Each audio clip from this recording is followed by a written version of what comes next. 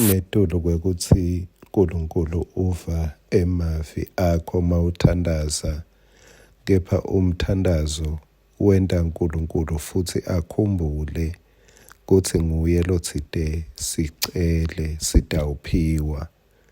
Nguye lothe masinconcotha sitawuvulelwa. uNkulunkulu wakho unemicabango lemihle ngawe.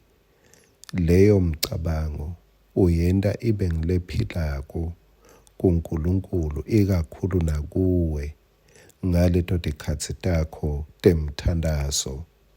Ngako cela ngetikhatsi tonke, iNkosi inemandla.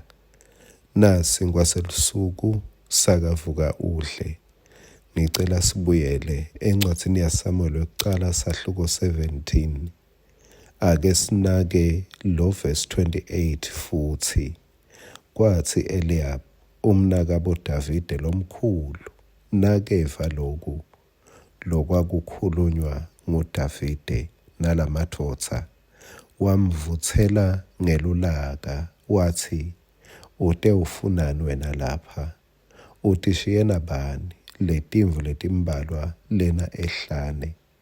Ngiyati kutsi utikhukhumeta kanjani nekutsi inhlitiyo yakho yimbi kanganani. Utele kutawubukela impi nje kuphela.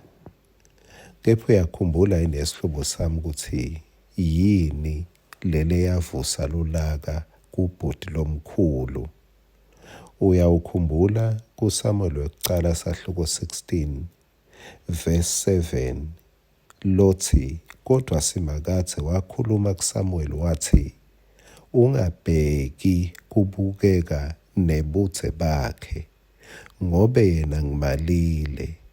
Simakathe akabuki tona tintfo letinakwa ngumuntfu. Umuntfu ubuka lengaphandle lemuntfu, kodwa simakathe ubuka inhlitiyo. Bekungubani lo waliwa ngusimakathe? Nguverse 6 lochazako kuye Samuel wekucala 16. Bathi nabefika Samuel wabona Eliab wase ucabanga uthi impela logcotshwa wasimakathe nguye lona. Nayo lendzaba lapho yasuka khona. Eliab wathi makachamuka embe kwaSamuel, Samuel wacabanga ukuthi hayi nguye, kumbe wamkhweba kuthi akasonzele, kepha simakathe wathi ungamgcobi. Wajika, wajabha, weva ngathi uyahlaziseka emehlweni abomnakabo. Kani inkosi yami Davide naye bekangekho lapho. Nyalo Eliab mabona Davide lothole intfo leyena bekayifuna futhi atimisele ngayo, acabanga ukuthi lesikhundla sami lesingiyasithatha, wangasitholi.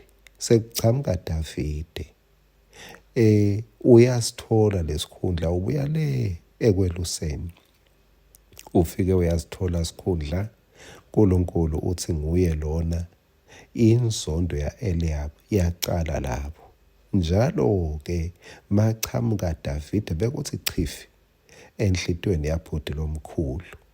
Njalo makhuluma Davide kuthi chifi, ngoba sewuyati kuthi lo muntu lo sewunento lebe ngiyifisa, kepha mine ngangayitholi.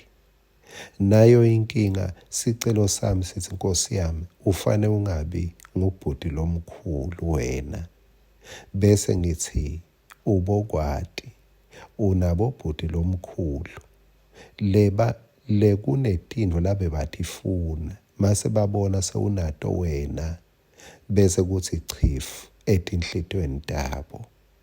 Colela, ngoba loku nawe lonako awutendelanga, waphiwa ngemazulu. Ngoba livi leNkosi lithi kude umuntu into langaba nayo angakaphiwa ivela ezulwini. Amen.